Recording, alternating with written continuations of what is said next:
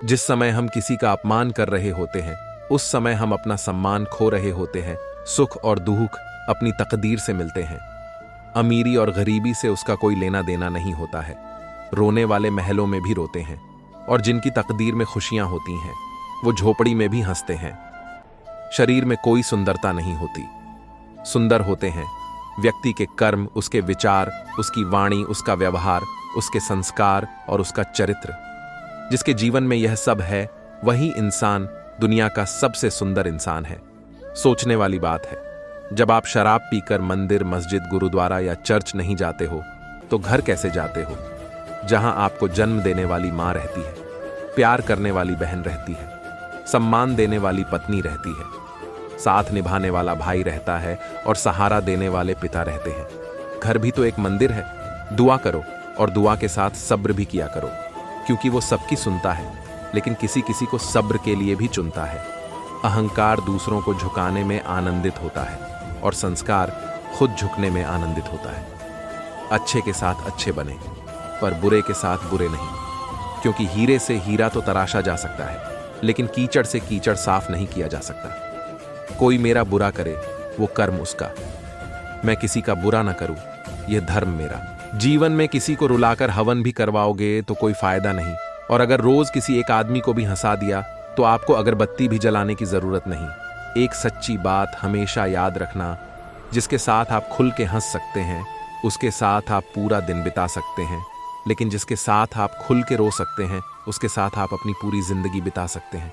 तारीफ चेहरे की नहीं, चरित्र की होनी चाहिए, क्योंकि अच्छा चेहरा बनाने में चंद मिनट लगते हैं, लेकिन अच्छा चरित्र बनाने के लिए पूरा जीवन। संबंधों को जोड़ना एक कला है, लेकिन रिश्तों को निभाना एक साधना है। जिंदगी में हम कितने सही और कितने गलत हैं, यह सिर्फ दो शख्स जानते हैं, एक तो ईश्वर और एक अपनी अंतरात्मा। और कितना अजीब है ना, ये दोनों ही दिखाई नहीं देते। कुदरत की बनाई हर चीज बदलती है। वक्त, मौसम, इंसान, ख्याल, दृष्टिकोण सब बदलता है। बदलाव जीवन का नियम है, हर हाल में बदलते रहना चाहिए। जीवन को निरंतर बेहतर से बेहतर करने के उपाय करना इंसान के लिए हितकर है। मृत व्यक्ति कभी नहीं बदलता, इसलिए उठिए, हर पल अपने आप को बदलें, अपने विचारों को, कृत्यों को बदलने का प्रयत्न करते रहिए। जीवन स्वतः ही बदलने लगेगा। नदी में गिरने से कभी भी किसी की मौत नहीं होती। मौत तो तब होती है जब उसे तैरना नहीं आता। ठीक उसी तरह परिस्थितियां कभी भी हमारे लिए समस्या नहीं बनती। समस्या तो तब बनती है जब हमें परिस्थितियों से निपटना नहीं आता। ईश्वर ने हमें जैसा बनाया है, जो भी हमें दिया है, हम पहले से जो हैं, उसके अलावा हम हमेशा कुछ और ही बनना चाहते हैं। जैसे जैसे हम बनते जाते हैं या चीजें पाते जाते हैं, हमें ऐसे बनने की सभी समस्याएं भी विरासत में मिलती जाती हैं। ना हम पहले खुश थे, ना हम अब खुश हैं, ना ही कभी खुश होंगे। जितनी ज्यादा इच्छाएं, उतनी ज्यादा समस्याएं। घर से जब भी बाहर जाएं, तो घर में विराजमान अपने प्रभु से जरूर मिलकर जाए, और जब लौट कर आएं तो उनसे जरूर मिले, क्योंकि उनको भी आपके घर लौटने का इंतजार रहता है। घर में नियम बनाइए कि जब भी आप घर से बाहर निकले, घर के मंदिर के पास थोड़ी देर रहकर बोले, प्रभु चलिए। आपको साथ में रहना है, ऐसा बोलकर ही निकले, क्योंकि आप भले ही लाखों की घड़ी हाथ में क्यों ना पहने, पर समय तो प्रभु के हाथ में ही है ना। पैर में से कांटा निकल जाए तो चलने में मजा आ जाता है, और मन में से अहंकार निकल जाए तो जीवन जीने में मजा आ जाता है। चलने वाले पैरों में कितना फर्क है, एक आगे है तो एक पीछे। पर ना तो आगे वाले को अभिमान है और ना पीछे वाले को अपमान, क्योंकि उन्हें पता होता है कि पल भर में ये बदलने वाला है। इसी को जिंदगी कहते हैं। खुश रहिए, मुस्कुराते रहिए, सुखी जीवन के 7 मंत्र। पूजा करते हो तो विश्वास करना सीखो, बोलने से पहले सुनना सीखो, लिखने से पहले कमाना सीखो, हार मानने से पहले फिर से कोशिश करना सीखो, रिश्ते बनाने से पहले निभाना सीखो, मरने से पहले खुल के जीना सीखो, रोने से पहले हंसना सीखो। पैसे हैं तो रिश्ते कम हैं, रिश्ते हैं तो पैसे कम हैं, दोनों हैं तो सेहत कम है, तीनों हैं तो जीवन कम है। कहीं कोई है, कहीं कोई नहीं है, सबका मिलना बहुत कठिन है। अगर है सब कुछ तो यही स्वर्ग है, और हम स्वर्ग में हैं। आपको एक जिंदगी मिली है, उसे व्यर्थ की चिंता और कामों में नष्ट नहीं करना चाहिए, बल्कि आप अपने दिल की बात सुने। किसी के द्वारा लुटा जाना या किसी के अन्याय का शिकार होना अपने आप में इतना कष्टदायक नहीं होता है जितना कि उसे मन में बार बार लाकर अंदर ही अंदर जलते रहना। कर्ज लेना बुरी बात नहीं है, लेकिन कर्ज के पैसे से अय्यासी करना बहुत बुरी बात है, क्योंकि कर्ज के कारण चिंता, चिंता के कारण रोग, इस तरह से पूरा जीवन नष्ट हो जाता है। धन की बचत जरूर करना चाहिए, किंतु स्वास्थ्य को खोकर धन की बचत करना और नुकसान करता है। आपके द्वारा बचत सारा धन बीमारियों के इलाज में खर्च हो जाता है, चूंकि स्वास्थ्य ही धन है। समय के अनुसार आपको काम करना चाहिए। जो व्यक्ति बदलते समय के साथ नहीं बदलते हैं, उन्हें समय पीछे छोड़कर आगे निकल जाता है। काम छोटा हो या बड़ा, इसकी कभी चिंता नहीं करनी चाहिए, न ही इस पर शर्म करना चाहिए। हो सकता है कि कोई छोटा काम ही आपको बड़ा बना दे। जीवन में सब कुछ मिल सकता है, किंतु सब कुछ देकर भी जीवन नहीं मिलता। जो व्यवहार आपको अच्छा नहीं लगता, वो दूसरों के साथ मत करो। धन तो संसार में बहुत लोग छोड़ जाते हैं, किंतु अच्छा नाम विरले ही छोड़ते हैं। रुपये पैसे ही नहीं, कुछ पुण्य भी कमाओ, ताकि मृत्यु के बाद भी लोगों के दिल में जिंदा रह सको। आपको कोई अच्छा दे या बुरा, आप सभी को स्नेह दो, सहयोग दो, क्षमा करो। सिर का झुकना नमन है, दिल का झुकना समर्पण है। शिक्षा जीवन के लिए जाती है, न कि मात्र जीविका के लिए। बदला लेने की खुशी एक बार होती है, लेकिन माफ करने का गौरव सदा बना रहते हैं। बच्चे तुम्हारी शिक्षाओं से नहीं सीखते, वे तुम्हारे आचरण से सीखते हैं। गुणों के गुलदस्तों की खुशबू लेकर देखो, जो कभी कम नहीं होती। खाली दिमाग शैतान का घर होता है, इसलिए उसे बेमतलब चिंता पैदा करने वाली बातों को न भरकर उसे कामों में व्यस्त कर दीजिए। मानव मन की चंचलता के कारण चिंता जैसी वायरस की चपेट में आ जाते हैं, जिसके कारण धन अथवा स्वस्थ नष्ट हो जाते हैं। जो लोग घृणा तथा क्रोध का शिकार हो जाते हैं, उसे भूख भी कम लगती है। शत्रु को आग में झोंकने के लिए आग को इतना तेज न करो कि वह आग तुम्हें ही जलाकर राख कर दे। वैसे ही अति क्रोध से इंसान खुद को नष्ट कर देता है। नम्रता, प्रेम, मीठे शब्दों से इंसान चाहे किसी का भी मन जीत सकता है। जिस आदमी को क्रोध नहीं आता वह पागल है। बुद्धिमान आदमी को बात बात पर क्रोध नहीं करता है। खाना केवल उतना ही खाएं जितनी भूख हो, भले ही पेट में थोड़ी भूख रह जाए, अर्थात भारी खाने से परहेज करें। केवल हल्का खाना खाएं, तभी आप आलस्य और बीमारी बच सकते हैं। ज्यादा बातें मत करो। कभी कभी ज्यादा बातें करना आपका परेशानी का कारण बन सकता है। जो मनुष्य आपके बुरे समय में आपका साथ नहीं देता, उसे आपके अच्छे वक्त में भी साथ रहने का कोई अधिकार नहीं है। अधिकतर लोग उतने ही प्रसन्न रहते हैं जितना प्रसन्न वे रहना चाहते हैं। हमारे शब्दों की चाल हमारे अच्छे कामों से बहुत धीमी होती है, तथा किसी भी चेहरे के भाव उसके कपड़ों से कहीं अधिक महत्वपूर्ण होती है। वास्तविक मुस्कुराहट से सबका मन जीता जा सकता है, तथा मुस्कुराहट बिखरने वाले लोग ठीक प्रकार से सिखा व बेच पाते हैं, चूंकि मुस्कान में बहुत शक्ति होती है। गलती करना एक बात है और स्वीकार न करना बिल्कुल दूसरी बात है। वही गलतियां माफ की जा सकती हैं, जो गलतियां आमतौर पर दिमाग की निम्न या गलत सोच और शिक्षा के अभाव या अनजाने में होती हैं। लेकिन लोग आसानी से दिल की गलतियों को, गलत या बड़े इरादों को, पहली गलती के घिनौने न्यायोचित आवरण को माफ नहीं कर पाते। इसलिए सोच समझकर किए हुए पाप, कुकर्म, किसी का उपहास या अनिष्ट करना अक्षम्य अपराध है। कल पर विचार कीजिए, योजना बनाइए, परंतु कल की चिंता मत करिए। आपका कल आज है और कल नाम की कोई चीज नहीं है। अगर आप अपने वर्तमान को सुंदर, सुखद और सफल बनाते हैं, तो आपका भविष्य अपने आप सुंदर, सुखद और सफल होगा। भय के कारण चिंता होती है। चिंता आपके स्वास्थ्य के लिए अच्छी नहीं है, क्योंकि चिंता से पेट की नसें अधिक प्रभावित होती हैं, जिससे पाचन शक्ति कमजोर हो जाती है, जिसके परिणाम स्वरूप उदर व्रण रोग का जन्म होता है। चिंता करने से स्वस्थ शरीर वाले को भी रोगी बना देते हैं, क्योंकि चिंता के कारण रक्तचाप, गठिया रोग आदि रोग होता है। चिंता आपके सुंदरता को भी प्रभावित करता है। चिंता से आपके चेहरे में झुर्रियां पड़ जाती हैं और आपके बाल समय से पहले सफेद होने लगते हैं। जो व्यक्ति चिंता से लड़ना नहीं जानता, उसे जल्दी मौत का शिकार होना पड़ता है, क्योंकि निरंतर चिंता से व्यक्ति पागल हो जाते हैं या मर जाते हैं। जीवन की आधी उम्र तक पैसा कमाया, पैसा कमाने में इस शरीर को खराब किया, बाकी आधी उम्र तक उसी पैसे को शरीर ठीक करने में लगाया। अन शरीर बचा न पैसा। क्या जिंदगी है। श्मशान के बाहर लिखा था, मंजिल तो तेरी यही थी, बस जिंदगी गुजर गई आते आते। क्या मिला तुझे इस दुनिया से, अपनों ने ही जला दिया तुझे जाते जाते। क्या जिंदगी है, दौलत की भूख ऐसी लगी कि कमाने निकल गए। जब दौलत मिली तो हाथ से रिश्ते निकल गए, बच्चों के साथ रहने की फुर्सत ना मिल सकी। फुर्सत मिली तो बच्चे कमाने निकल गए। क्या जिंदगी है। सोने की लंका, पुष्पक विमान तो रावण के पास थे, राम ने तो वनवास ही देखा ना। राजपाट तो कंस के पास था, जेल में जन्म तो कृष्ण ने ही लिया था। राजमहल में तो कौरव रहते थे, वनवास तो पांडवों को भोगना पड़ा। संघर्ष हमेशा सत्य के साथ चलता है। जब सत्य के लिए भगवान को भी संघर्ष करना पड़ा तो हम तो फिर भी इंसान हैं।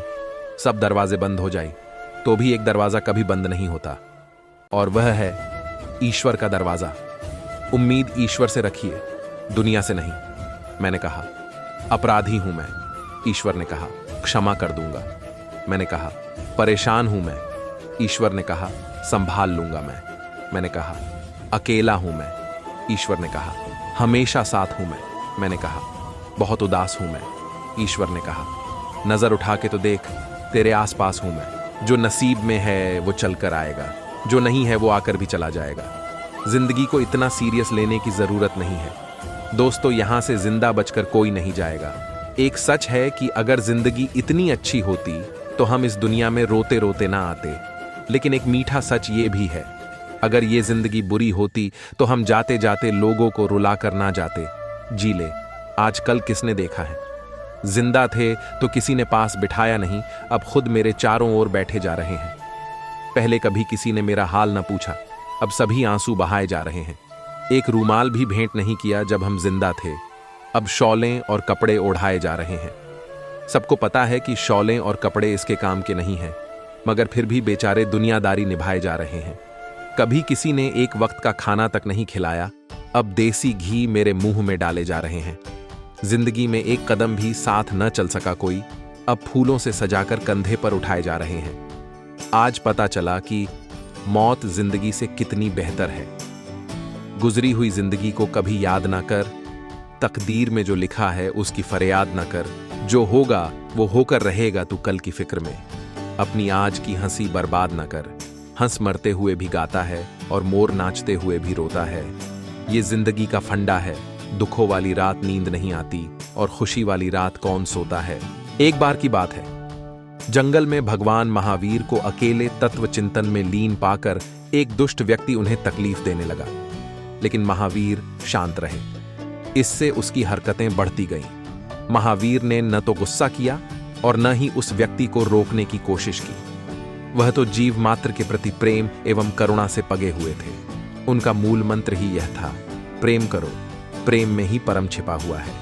यह सबसे कहा करते थे, यदि कोई तुम्हारा अहित करे तो भी उससे प्रेम करो। वह दुष्ट व्यक्ति भी उनके इन्हीं उपदेशों के चलते उन्हें तकलीफ दे रहा था। वह देखना चाहता था कि कष्ट देने वाले व्यक्ति से वे कैसे और कब तक प्रेम कर सकते हैं। सो महावीर उसकी हरकतों से अप्रभावित बैठे रहे। दुष्ट ने जब देखा कि उनके ऊपर कोई प्रभाव नहीं पड़ रहा है, तो एक लकड़ी का टुकड़ा उनके कान में डालकर खरच दिया। कानों से खून बहने लगा। महावीर ने फिर भी कुछ नहीं कहा तो उसने दूसरे कान में भी वैसा ही किया। अब महापौर को हो रही तकलीफ का अंदाजा लगाया जा सकता था। दुष्ट ने देखा कि महावीर की आंखों से आंसू निकलने लगे। यह देख वह बोला, मैंने तुम्हें बहुत कष्ट दिए हैं, तुम्हें पीड़ा हो रही है, पर तुमने मुझे रोका क्यों नहीं। महावीर बोले, पीड़ा मेरे तन को नहीं, मन को हो रही है। दुष्ट व्यक्ति ने कहा, लेकिन घायल तो तुम्हारा तन हुआ है।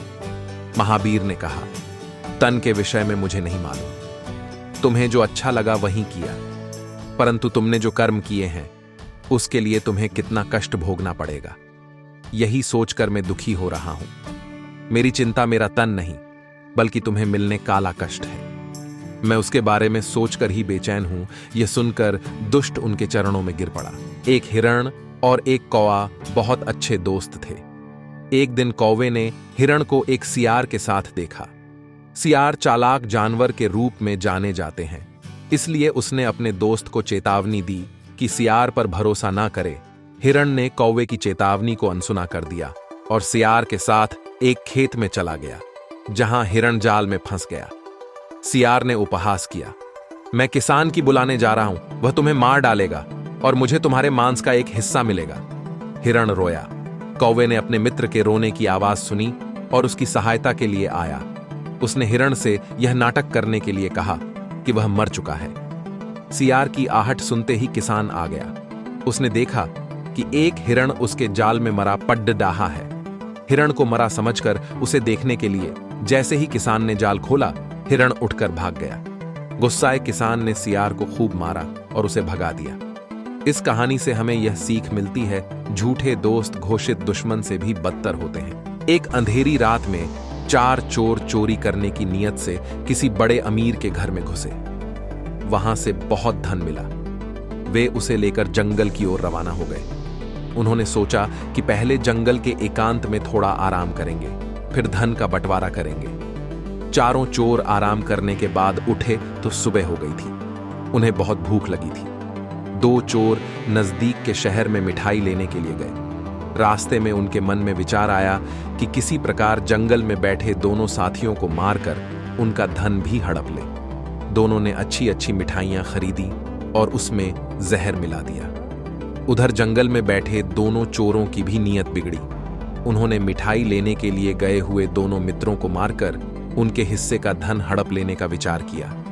इसके लिए उन्होंने एक तरकीब सोच ली। उन्होंने मिठाई लेकर आए हुए दोनों साथियों से कहा, चलो हाथ मुंह धोकर खाने के लिए बैठो।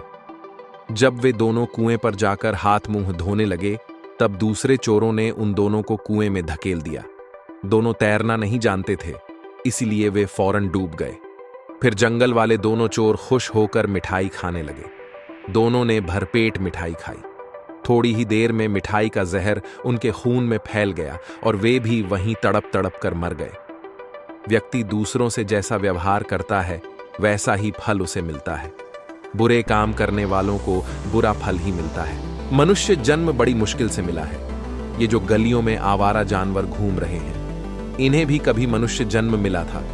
इनमें से कोई डॉक्टर था, कोई इंजीनियर, कोई और इनके गुरु भी इन्हें भगवान का भजन, सत्संग, शास्त्र अध्ययन व धन्यवाद करने को कहते थे। तब यह हंसकर जवाब देते थे कि हमारे पास टाइम, समय नहीं है, और वो मनुष्य जन्म हार गए। भगवान का भजन नहीं किया, सत्संग नहीं किया, धर्म अनुसार आचरण नहीं किया, न ही धन्यवाद। पशु योनि में आ गए। अब देखो, समय ही समय है। बेचारे गली गली आवारा घूमते हैं। कोई दुत्कारता है, कोई फटकारता है। कर्म बहुत रूला डालते हैं। किसी को नहीं छोड़ते। अब नहीं समझेंगे तो कब समझेंगे। कुछ समय का भजन, सत्संग व भगवान का धन्यवाद कर्मों को भी धो डालते हैं, पर कर्म बहुत ज्यादा है, समय कम। हमें चाहिए कि विचार कर चिंतन करें। परिवार सहित भगवान का भजन, सत्संग व धन्यवाद जरूर करें। खुद की कमाई से कम खर्च हो ऐसी जिंदगी बनाओ। दिन में कम से कम 3 लोगों की प्रशंसा करो। खुद की भूल स्वीकारने में कभी भी संकोच मत करो। किसी के सपनों पर हंसो मत। आपके पीछे खड़े व्यक्ति को भी कभी कभी आगे जाने का मौका दो। रोज हो सके तो सूरज को उगता हुए देखें। खूब जरूरी हो तभी कोई चीज उधार लो। किसी के पास से कुछ जानना हो तो विवेक से 2 बार पूछो। कर्ज और शत्रु को कभी बड़ा मत होने दो। ईश्वर पर पूरा भरोसा रखो। प्रार्थना करना कभी मत भूलो। प्रार्थना में अपार शक्ति होती है। यदि कोई इंसान बेमतलब की बातों में अत्यधिक हंसता है तो समझ लें वह बिल्कुल अकेला है। यदि कोई इंसान बात बात पर गुस्सा करता है तो समझ लें उसे प्यार की जरूरत है। यदि कोई इंसान रोता नहीं है तो समझ लो वह कमजोर है। यदि कोई इंसान असामान्य तरीके से खाता है तो समझ लें वह बहुत परेशान है। यदि कोई इंसान छोटी छोटी बातों पर रो देता है तो समझ लो उसका दिल साफ और नेक है।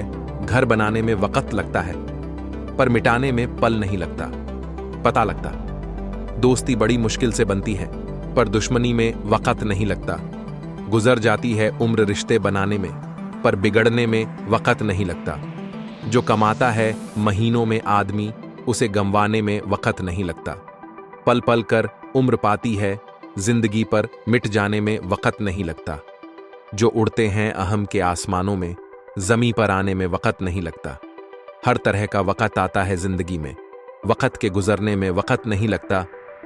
एक व्यक्ति की आदत थी कि वह रोज सभी परिचित लोगों से नमस्कार करता था, लेकिन एक आदमी उसके नमस्कार का जवाब गाली से देता था। एक दिन किसी ने उस व्यक्ति से पूछा, वह आदमी तुम्हें भला बुरा कहता है, फिर भी तुम उसे नमस्कार क्यों करते हो? उस नेक इंसान ने जवाब दिया, जब वह मेरे लिए अपनी बुरी आदत छोड़ नहीं सकता तो मैं उसके लिए अपनी अच्छी आदत क्यों छोड़ूं? घर से जब भी बाहर जाएं तो घर में विराजमान अपने प्रभु से जरूर मिलकर जाए, और जब लौट कर आएं तो उनसे जरूर मिले, क्योंकि उनको भी आपके घर लौटने का इंतजार रहता है। घर में नियम बनाइए कि जब भी आप घर से बाहर निकले तो घर के मंदिर के पास थोड़ी देर खड़े रहकर बोले, प्रभु चलिए आपको साथ में रहना है, ऐसा बोलकर ही निकले। क्योंकि आप भले ही लाखों घड़ी हाथ में क्यों न पहने, पर समय तो प्रभु के हाथ में ही है ना। जिंदगी एक पल है जिसमें न आज है न कल है, जी लो इसको। इस तरह कि जो भी आपसे मिले वो यही कहे, बस यही मेरी जिंदगी का सबसे हंसी पल है। विचार बहता हुआ पानी है, यदि इसमें आप गंदगी मिलाएंगे तो वो नाला बन जाएगा, और सुगंध मिलाएंगे तो फिर वही गंगा जल कहलाएगा। कोशिश करो जिंदगी का हर लम्हा अच्छे से गुजरे, क्योंकि जिंदगी रहे ना रहे, मगर अच्छी यादें हमेशा जिंदा रहती हैं। औलाद की वफादारी का पता बुढ़ापे में चलता है, बहन की वफादारी का पता उसकी जवानी में चलता है, भाई की वफादारी का पता शादी के बाद चलता है, पति की वफादारी का पता पत्नी की बीमारी में चलता है, पत्नी की वफादारी का पता पति के गरीबी में चलता है, दोस्त की वफादारी का पता दोस्त की परेशानी में चलता है। इंसान जिंदा होता है, अपने मन की बात किसी से कहता है तो उसे समझने वाला कोई नहीं होता, और जब मर जाता है तो लोग कहते हैं काश अपनी समस्या मुझसे कह देता, मैं कोई मदद कर देता। ये सब फर्जी लोग हैं, कोई किसी की मदद या दया नहीं करता। अपना दुहक अपने आप को झेलना पड़ता है, अपनी मदद खुद करनी पड़ती है। जीवन में काम की बातें, खुद की कमाई से कम खर्च हो ऐसी जिंदगी बनाओ। दिन में कम से कम 3 लोगों की प्रशंसा करो। खुद की भूल स्वीकारने में कभी भी संकोच मत करो। किसी के सपनों पर हंसो मत। आपके पीछे खड़े व्यक्ति को भी कभी कभी आगे जाने का मौका दो। सच्ची बातें रोज हो सके तो सूरज को उगता हुए देखें। खूब जरूरी हो तभी कोई चीज उधार लो। किसी के पास से कुछ जानना हो तो विवेक से 2 बार पूछो। कर्ज और शत्रु को कभी बड़ा मत होने दो। ईश्वर पर पूरा भरोसा रखो। प्रार्थना करना कभी मत भूलो, प्रार्थना में अपार शक्ति होती है। जिंदगी एक है, आज ही खुलकर इसे जीने का मजा लीजिए, न कि दूसरों की बातों में आकर अपने जीवन को बर्बाद करिए। आज 3 ऐसी बातों के बारे में जानकारी दी गई है जिनके कारण आप आगे बढ़ने में विफल होते हैं, जबकि इनसे बाहर निकलना बहुत सरल है। जो लोग मुझसे नफरत करते हैं वह मेरे बारे में ठीक ही सोचते हैं। सभी आपको पसंद करें यह जरूरी नहीं है। ऐसे कई लोग होंगे जो आपसे नफरत करने लगेंगे। जैसा वह आपके बारे में सोच रहे हैं वैसा आप मत सोचिए, क्योंकि अगर आप भी अपने बारे में गलत सोचने लगेंगे तो निश्चित भी आगे बढ़ने के रास्ते बंद हो जाएंगे। जो काम दूसरे कर सकते हैं लेकिन मैं नहीं, ऐसा कोई काम नहीं है जो दूसरे कर सकते हैं लेकिन आप नहीं। आप हर काम कर सकते हैं, बस खुद पर विश्वास रखिए। परिवार के सभी लोग और दोस्त मेरे निर्णय से सहमत हों यह जरूरी है। यह सोच बिल्कुल गलत है।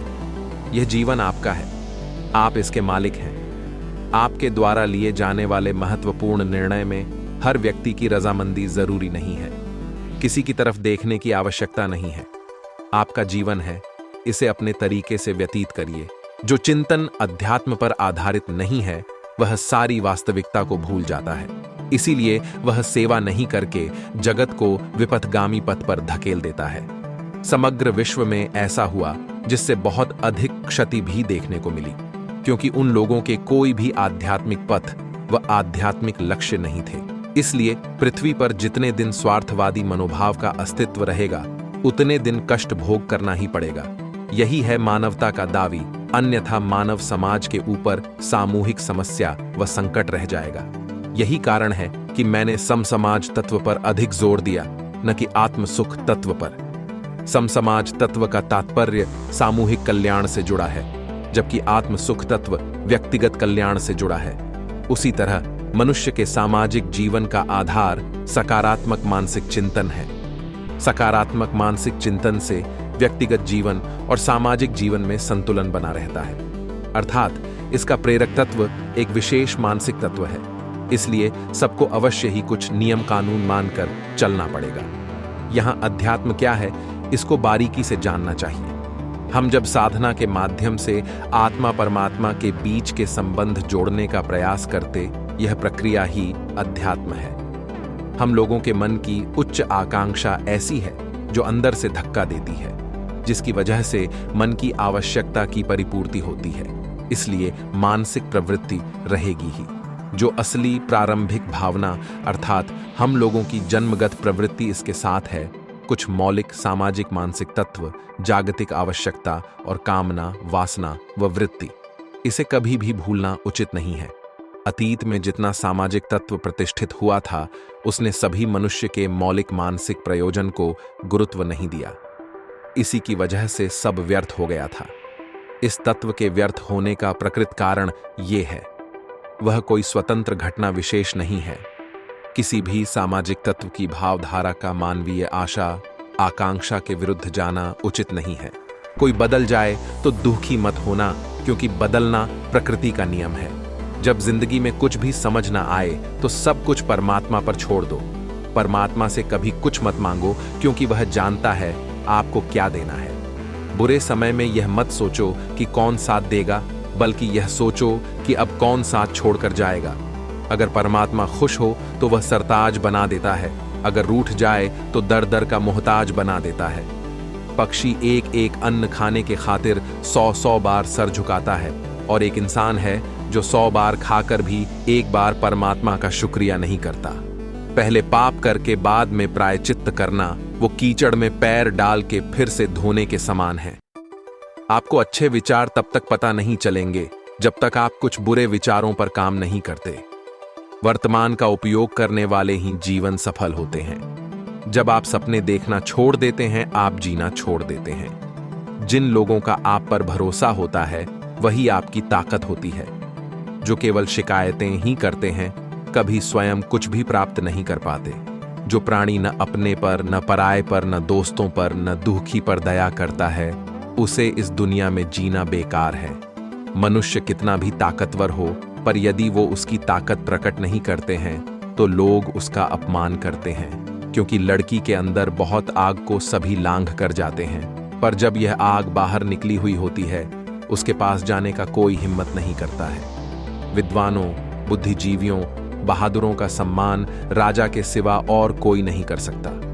जो मनुष्य अपनी उच्च जाति आदि के अभिमान में डूबकर राजाओं के पास नहीं जाते, वे असफलता और निराशा के सिवा कुछ नहीं पाते हैं। राजा का सहारा लेकर ही लोग उचित स्थान पाते हैं और इज्जत पाते हैं। आकार, मुख की बनावट, इशारा, चाल ढाल, बोलचाल, आंख द्वारा मन के अंदर की बात जानी जा सकती है।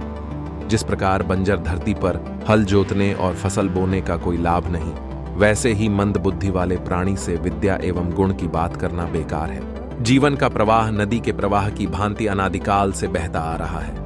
पूछा जाए कि जीवन का उद्देश्य क्या है, तो कहना होगा कुछ भी नहीं। जीवन का कोई उद्देश्य नहीं होता। जीवन नियति का एक बंधन है।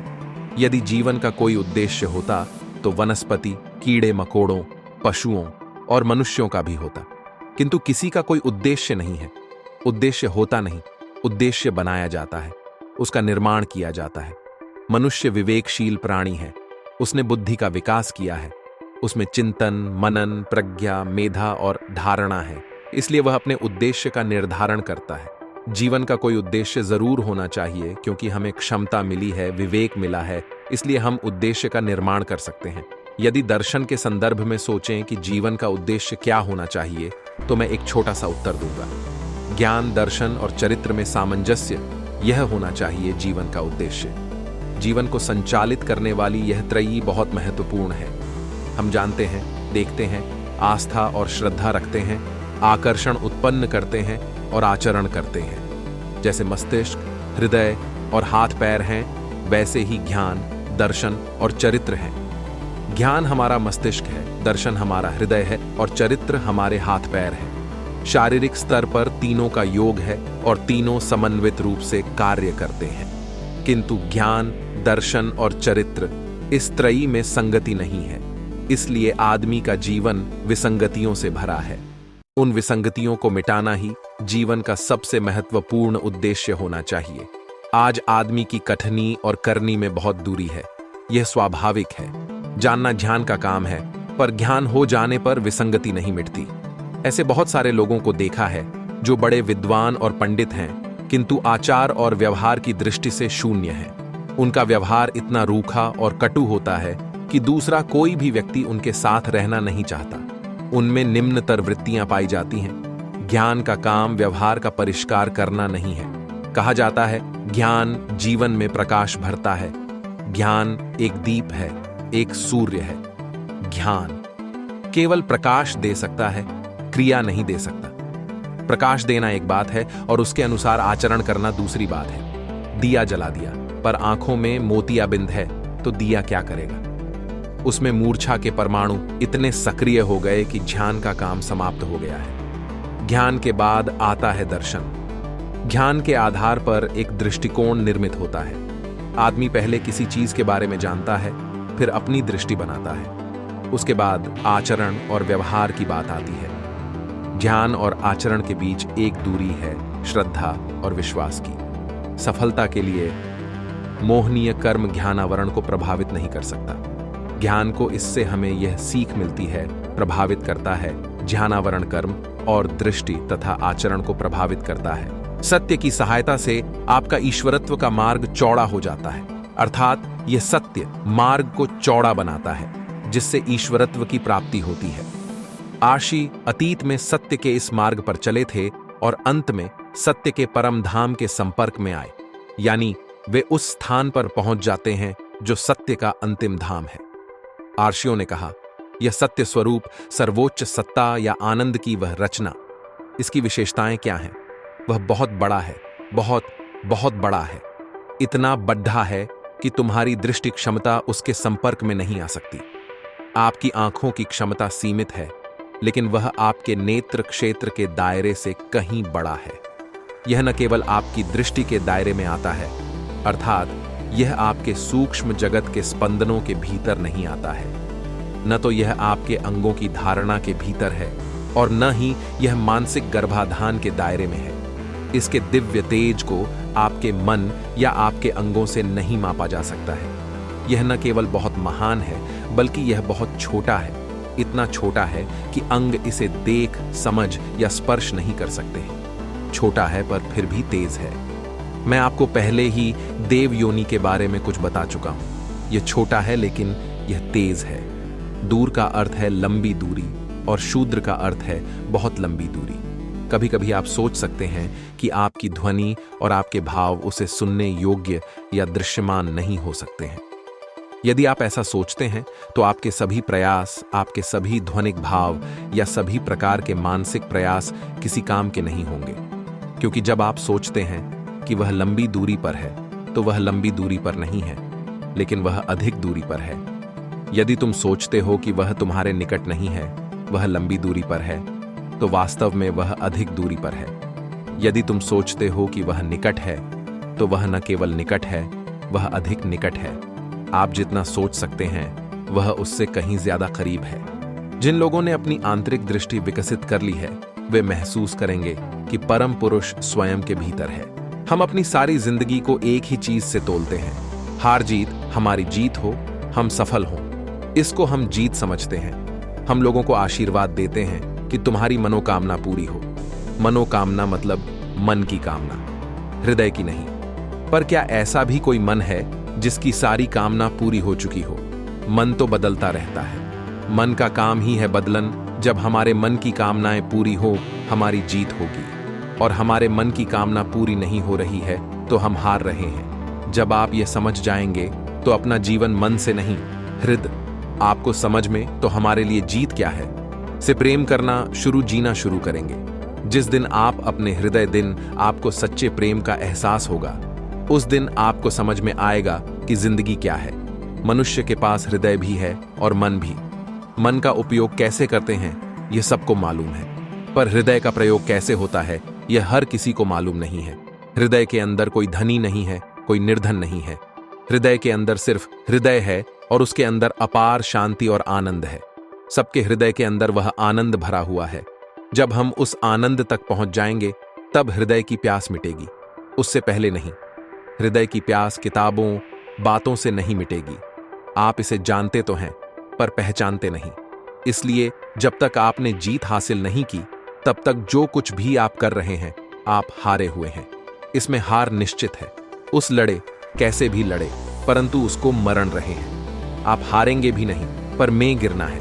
अगर आपकी तरह चाहे वह कितना भी वह योद्धा आप हैं, मैं हूं और हम लड़ भी नहीं, क्योंकि सभी को इस रणभूमि चाहते हैं, तो समझें कि आप जीते हुए हैं। अब इसके ही आपकी जीत हो रखी है। दूसरा, आप जीते हुए हैं, अर्थात आप जीवित हैं। जीवित रहने में ही आपकी जीत है। असली जीत वह है जब आपने अपने मन को नहीं, अपने हृदय को शांत कर लिया हो। आप अपने जीवन में हार नहीं, जीत के बारे में सोचिए, तभी जीत प्राप्त कर पाएंगे।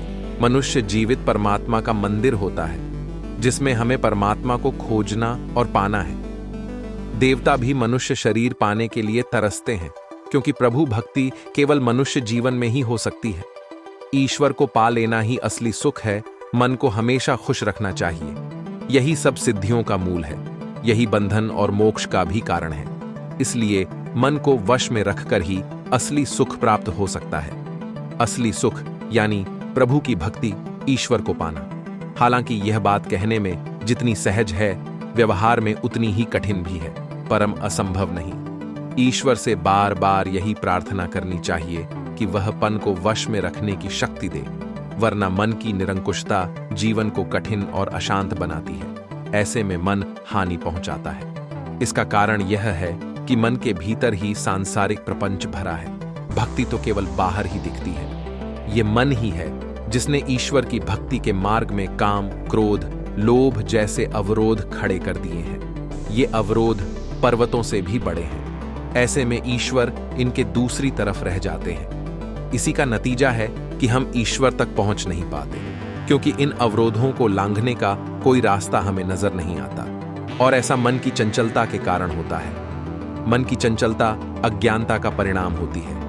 ज्ञान के अभाव में मन की चंचलता बढ़ती जाती है और वह विषयों की तरफ ही भागता रहता है। धन, काम, यश और अहंकार अध्यात्म मार्ग में बड़ी बाधा होते हैं। पहली बात तो यह कि इस मार्ग पर चलने वाले यात्री ही थोड़े होते हैं, और फिर जो होते भी हैं उनमें से ज्यादातर धन की लिप्सा में ही गायब हो जाते हैं। इसके बाद बचे लोग काम वासना की खाई में गिर जाते हैं, और इससे भी बचकर जो निकल जाते हैं वे यश और अहंकार का शिकार हो जाते हैं। और जो लोग इन तीनों खाइयों से बच जाते हैं उन्हीं के लिए अध्यात्म का रास्ता खुला होता है। कई जन्मों और पुण्य कर्मों के बाद आत्मा को मनुष्य जन्म मिलता है। इसलिए जन्म मरण के चक्र से छुटकारा पाने के लिए मन को ईश्वर की भक्ति में लगाना चाहिए। एक बार मनुष्य जीवन का अंत हो जाए तो यह फिर नहीं मिलता। इसलिए इसे सार्थक बनाने का एक ही मार्ग है, और वह है ईश्वर की भक्ति, जो मन को वश में रखने से ही मिल सकती है। मनुष्य जीवित परमात्मा का मंदिर होता है, जिसमें हमें परमात्मा को खोजना और पाना है। देवता भी मनुष्य शरीर पाने के लिए तरसते हैं, क्योंकि प्रभु भक्ति केवल मनुष्य जीवन में ही हो सकती है। इसलिए जब मनुष्य जन्म मिल ही गया है तो प्रभु का नाम जपो और परम सुख प्राप्त करो। परमात्मा की खोज में लोग तीर्थ यात्रा करते हैं या फिर पहाड़ों पर या जंगलों में चले जाते हैं, लेकिन तीर्थ यात्रा भर से मन के भीतर शांति, दया या भक्ति का भाव तो उत्पन्न नहीं होता। तीर्थों में तो केवल पानी होता है और पत्थर की नदियां, जबकि संतों में ईश्वर वास करते हैं। इसलिए प्रभु के दर्शन के लिए किसी तीर्थ पर जाने की जरूरत नहीं है। प्रकृति के 3 कड़वे नियम जो सत्य है। 1. प्रकृति का पहला नियम, यदि खेत में बीज न डाले जाएं तो कुदरत उसे घास फूस से भर देती है। ठीक उसी तरह से दिमाग में सकारात्मक विचार न भरे जाए तो नकारात्मक विचार अपनी जगह बना ही लेती है। 2. प्रकृति का दूसरा नियम, जिसके पास जो होता है वह वही बांटता है। सुखी सुख बांटता है, दुखी दुख बांटता है, ज्ञानी ज्ञान बांटता है, भ्रमित भ्रम बांटता है, भयभीत भय बांटता है। 3. प्रकृति का तीसरा नियम, आपको जीवन में जो भी मिले उसे पचाना सीखो, क्योंकि भोजन न पचने पर रोग बढ़ते हैं, पैसा न पचने पर दिखावा बढ़ता है, बात न पचने पर चुगली बढ़ती है, प्रशंसा न पचने पर अहंकार बढ़ता है, निंदा न पचने पर दुश्मनी बढ़ती है, राज न पचने पर खतरा बढ़ता है, दुख न पचने पर निराशा बढ़ती है, सुख न पचने पर पाप बढ़ता है। आप ध्यान क्यों करना चाहते हैं? बेहतर संतुलन के लिए, चेतना के उच्चतर स्तर को प्राप्त करने के लिए, या फिर नक्षत्रीय भ्रमण के लिए? ध्यान वह अवस्था है जब हमारा शरीर वहां होता है, लेकिन हमारी चेतना, आत्मा कहीं और विचरण कर रही होती है। ध्यान के जरिए हम दोनों लोकों के बीच सामंजस्य स्थापित कर सकते हैं। एक ही समय में हम सब कुछ अनुभव भी कर लेते हैं और अनुभवहीन भी होते हैं। शरीर और की सीमा से बाहर जाकर हमें बहुत सी यात्राएं करनी हैं। एक बार जब हम ध्यान का अभ्यास प्रारंभ कर अध्यात्म को अपने सामान्य जीवन शैली का हिस्सा बना लेते हैं और इससे जुड़े सभी नियमों का पालन भी करते हैं, तो हमारा जीवन अलौकिक दिशा की ओर रुख कर लेता है। हम अपने भीतर एक ऐसे उत्साह और उल्लास से भरी ऊर्जा का अनुभव करते हैं जिसके विषय में पहले ना हम जानते थे, ना ही कभी ऐसा सोचा था। सामान्य जीवन में हम केवल उतना ही अनुभव कर पाते हैं जितना हमारे शरीर और मस्तिष्क की सीमा है, या फिर जितना हमारा सामर्थ्य है। हम भले ही अपनी सीमाओं को बढ़ाकर कुछ बड़ा करने की कोशिश कर सकते हैं, लेकिन उसकी भी अपनी एक सीमा है। परंतु जब हम ध्यान के साथ अन्य आध्यात्मिक अभ्यास भी करने लगते हैं, तब हम स्वयं को किसी भी सीमा और घेरे से आगे धकेल पाने में सक्षम हो जाते हैं। अब हमारे पास खुला आसमान और असीमित ब्रह्मांड होता है। हमारी यह यात्रा अंतहीन होती है, ये अनुभव भी असीमित है। जब हम स्थूल काय स्तर को छोड़कर ऊपर की उठते हैं, जब हम उच्च सत्ता के साथ संपर्क साधने की कोशिश करते, तब परिस्थितियां हमें और स्पष्ट एवं परिष्कृत रूप से नजर आने लगती है। हमारी एकाग्रता और ज्यादा बढ़ने लगती है। हम भौतिकवादी दृष्टिकोण, दुनिया को त्याग कर अध्यात्म की शरण में चले जाते हैं।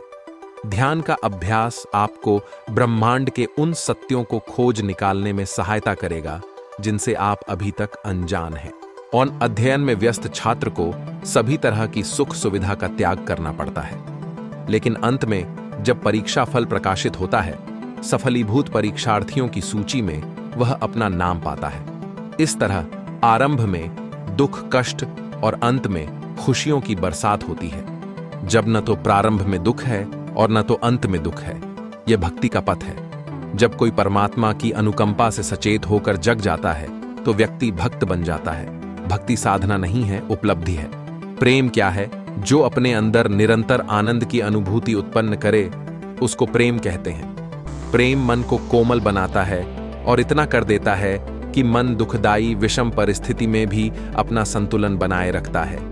भक्ति और प्रेम अभिन्न रहते हुए भी समान रूप हैं। ये दोनों स्थायी रूप में एक दूसरे से जुड़े हुए हैं। जिस क्षण भक्ति जगती है, तत्क्षण परमात्मा के प्रति प्रेम उजागर हो जाता है। आनंद का प्रतिरूप है भक्ति।